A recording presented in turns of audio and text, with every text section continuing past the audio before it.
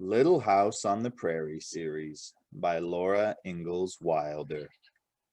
Book 1, Little House in the Big Woods. Chapter 8, Dance at Grandpa's. Monday morning, everybody got up early in a hurry to get started to Grandpa's. Pa wanted to be there to help with the work of gathering and boiling the sap.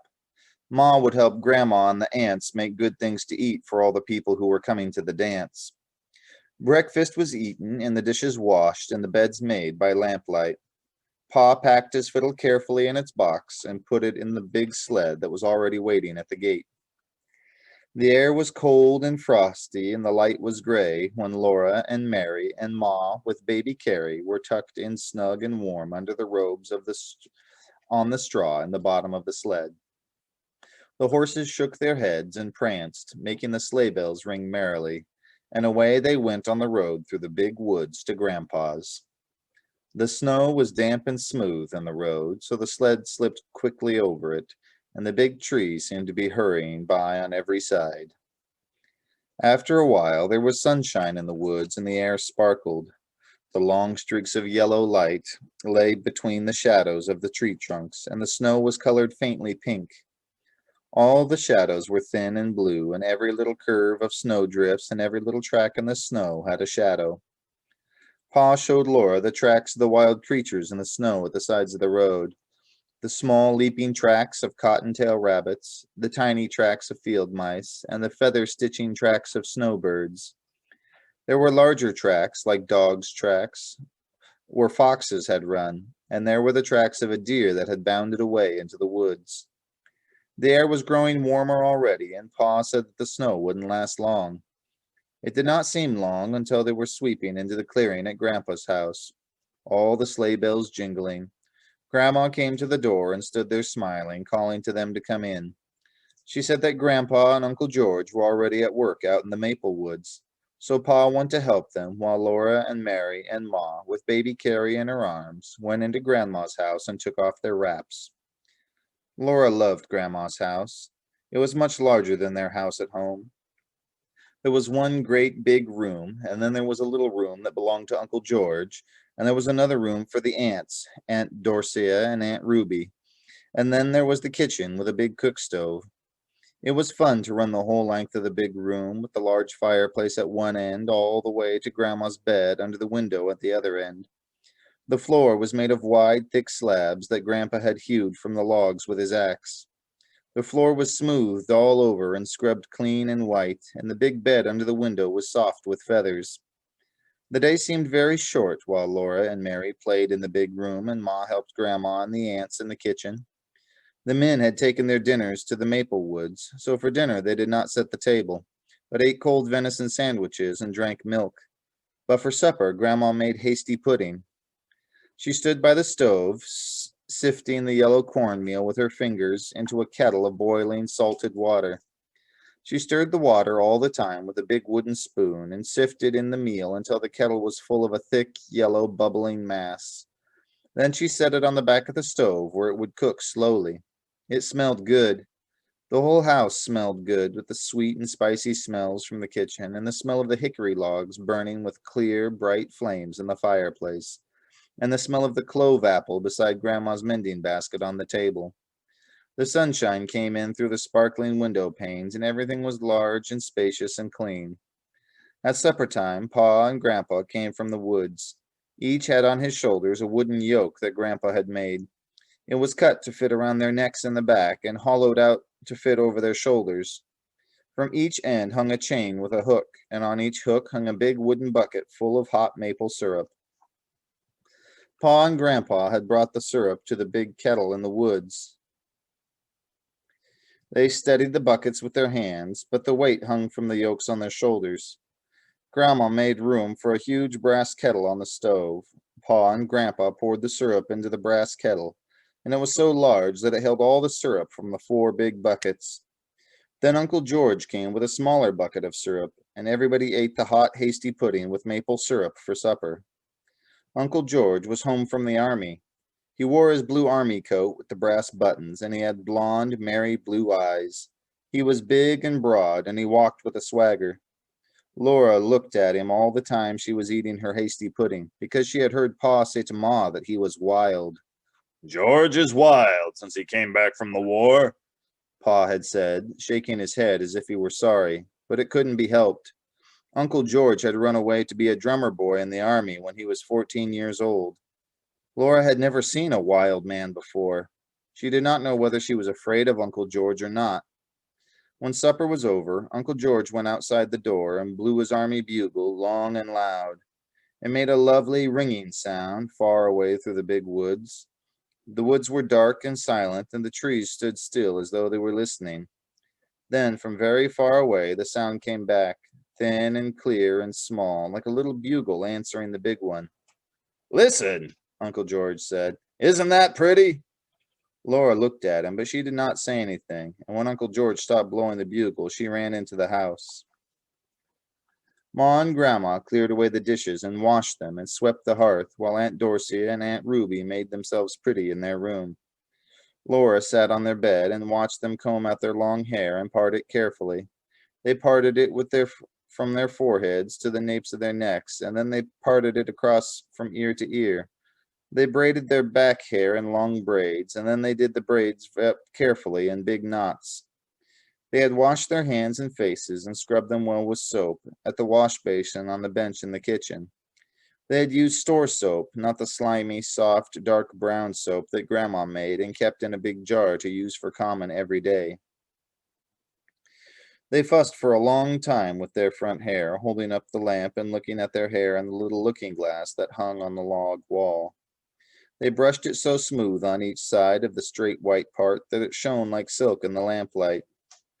The little puff on each side shone too, and the ends were coiled and twisted neatly under the big knot in the back.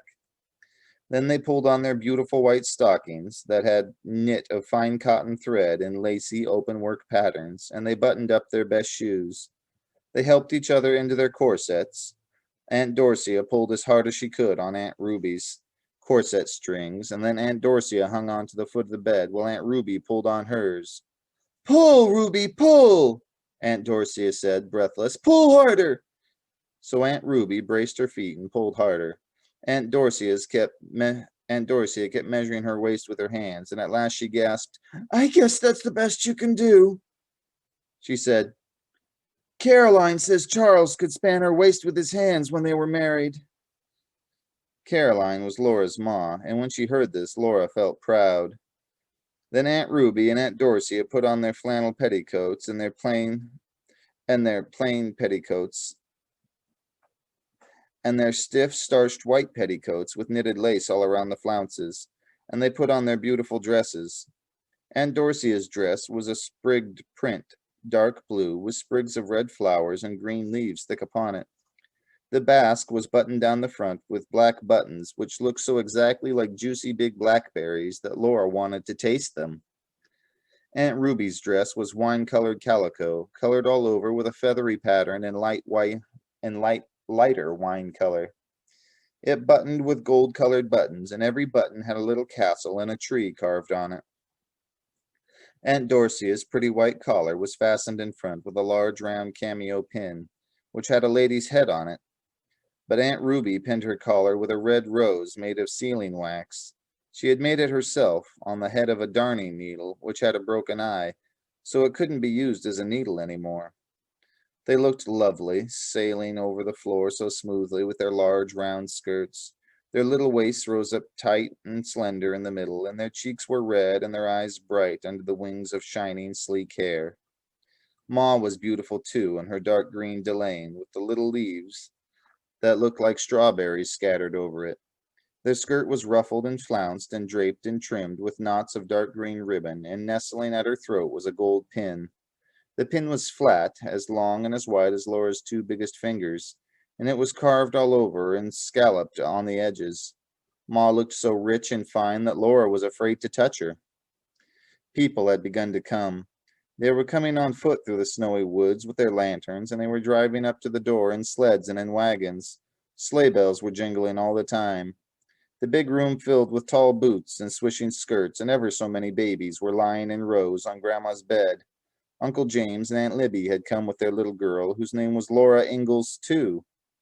The two Lauras leaned on the bed and looked at the babies, and the other Laura said her baby was prettier than baby Carrie. She's not either, Laura said. Carrie's the prettiest baby in the whole world. No, she isn't, the other Laura said. Yes, she is. No, she isn't. Ma came sailing over in her fine Delane and said severely, Laura! So neither Laura said anything more. Uncle George was blowing his bugle. It made a loud, ringing sound in the big room, and Uncle George joked and laughed and danced, blowing the bugle. Then Pa took his fiddle out of its box and began to play, and all the couple stood in squares on the floor and began to dance when Pa called the figures. Grand right and left, Pa called out, and all the skirts began to swirl and all the boots began to stamp. The circles went round and round, all the skirts going one way and all the boots going the other way, and hands clasping and parting high in the air. Swing your partners, Pa called, and each gent bow to the lady on the left. They all did as Pa said. Laura watched Ma's skirt swaying and her little waist bending and her dark head bowing, and she thought Ma was the loveliest dancer in the world. The fiddle was singing, Oh, you buffalo gals, aren't you coming out tonight? Aren't you coming out tonight? Aren't you coming out tonight? Oh, you buffalo gals, aren't you coming out tonight to dance by the light of the moon? The little circles and the big circles went round and round, and the skirts swirled, and the boots stamped, and the partners bowed and separated and met and bowed again. In the kitchen, Grandma was all by herself, stirring the boiling syrup in the big brass kettle. She stirred in time to the music. By the back door was a pail of clean snow, and sometimes Grandma took a spoonful of syrup from the kettle and poured it on some of the snow in a saucer. Laura watched the dancers again. Pa was playing The Irish Washerwoman now. He called, Do-si, ladies, do-si-do. Come down heavy on your heel and toe. Laura could not keep her feet still. Uncle George looked at her and laughed. Then he caught her by the hand and did a little dance with her in the corner. She liked Uncle George. Everybody was laughing over by the kitchen door. They were dragging Grandma in from the kitchen. Grandma's dress was beautiful, too. A dark blue calico with autumn-colored leaves scattered over it. Her cheeks were pink from laughing, and she was shaking her head. The wooden spoon was in her hand. I can't leave the syrup, she said. But Pa began to play The Arkansas Traveler, and everybody began to clap in time to the music. So Grandma bowed to them all and did a few steps by herself. She could dance as prettily as any of them. The clapping almost drowned the music of Pa's fiddle. Suddenly, Uncle George did a pigeon wing, and bowing low before Grandma, he began to jig. Grandma tossed her spoon to somebody. She put her hands on her hips and faced Uncle George, and everybody shouted. Grandma was jigging. Laura clapped her hands in time to the music with all the other clapping hands. The fiddle sang as it had never sung before. Grandma's eyes were snapping and her cheeks were red, and underneath her skirts her heels were clicking as fast as the thumping of Uncle George's boots. Everybody was excited. Uncle George kept on jigging, and Grandma kept on facing him, jigging too. The fiddle did not stop. Uncle George began to breathe loudly, and he wiped sweat off his forehead. Grandma's eyes twinkled. You can't beat her, George! Somebody shouted. Uncle George jigged faster. He jigged twice as fast as he had been jigging. So did Grandma. Everybody cheered again. All the women were laughing and clapping their hands, and all the men were teasing George. George did not care, but he did not have breath enough to laugh. He was jigging. Pa's blue eyes were snapping and sparking. He was standing up, watching George and Grandma, and the bow danced over the fiddle strings. Laura jumped up and down and squealed and clapped her hands. Grandma kept on jigging. Her hands were on her hips, and her chin was up, and she was smiling. George kept on jigging, but his boots did not thump as loudly as they had thumped at first. Grandma's heels kept on clickety-clacking gaily. A drop of sweat dripped off George's forehead and shone on his cheek. All at once he threw up both hands and gasped, I'm beat! He stopped jigging. Everybody made a terrific noise, shouting and yelling and stamping, cheering Grandma. Grandma jigged just a little minute more, then she stopped. She laughed in gasps. Her eyes sparkled just like Pa's when he laughed. George was laughing too and wiped his forehead on his sleeve. Suddenly Grandma stopped laughing. She turned and ran as fast as she could into the kitchen. The fiddle had stopped playing. All the women were talking at once and all the men teasing George, but everybody was still for a minute. Then when Grandma looked like that. Then she came to the door between the kitchen and the big room and said, "The syrup is waxing. Come and help yourselves." Then everybody began to talk and laugh again. They all hurried to the kitchen for plates and outdoors to fill the plates with snow. The kitchen door was open and the cold air came in. Outdoors, the stars were frosty in the sky, and the air nipped Laura's cheeks and nose. Her breath was like smoke. She and the other Laura and all the other children scooped up clean snow with their plates. Then they went back into the crowded kitchen. Grandma stood by the brass kettle with the big wooden spoon. She poured hot syrup on each plate of snow. It cooled into soft candy, and as fast as it cooled, they ate it. They could eat all they wanted, for maple sugar never hurt anybody. There was plenty of syrup in the kettle and plenty of snow outdoors. As soon as they ate one plateful, they filled their plates with snow again, and Grandma poured more syrup on it. When they had eaten the soft maple candy until they could eat no more of it, then they helped themselves from the long table loaded with pumpkin pies and dried berry pies and cookies and cakes. There was salt rising bread too, and cold boiled pork and pickles. Oh, how sour the pickles were! They all ate till they could hold no more, and then they began to dance again. But Grandma watched the syrup in the kettle. Many times she took a little of it out into a saucer and stirred it round and round. Then she shook her head and poured the syrup back into the kettle. The other room was loud and merry with the music of the fiddles and the noise of the dancing. At last, as Grandma stirred, the maple syrup in the saucer turned into little grains like sand, and Grandma called, "Quick, girls, it's graining!" Aunt Ruby and Aunt Dorcia and Ma left the dance and came running. They set out pans, big pans and little pans, and as fast as Grandma filled them with the syrup, they set out more.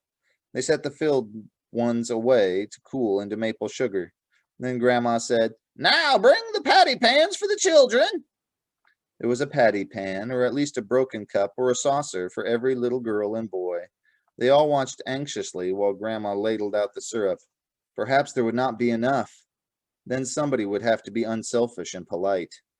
There was just enough syrup to go round. The last scrapings of the brass kettle exactly filled the very last patty pan. Nobody was left out. The fiddling and the dancing went on and on. Laura and the other Laura stood around and watched the dancers.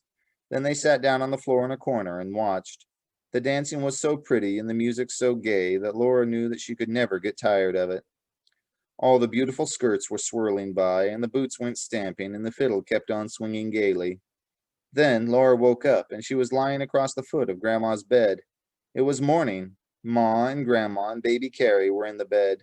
Pa and Grandpa were sleeping rolled up in blankets on the floor by the fireplace. Mary was nowhere in sight. She was sleeping with Aunt Dorothy and Aunt Ruby in their bed. Soon everybody was getting up. There were pancakes and maple syrup for breakfast, and then Pa brought the horses and sled to the door. He helped Ma and Carrie in, while Grandpa picked up Mary and Uncle George picked up Laura, and they tossed them over the edge of the sled into the straw. Pa tucked in the robes around them, and Grandpa and Grandma and Uncle George stood calling, "Goodbye, goodbye," as they rode away into the big woods going home. The sun was warm, and the trotting horses threw up bits of muddy snow with their hooves. Behind the sled, Laura could see their footprints, and every footprint was gone through the thin snow into the mud. "Before night," Pa said, "we'll see the last of the sugar snow."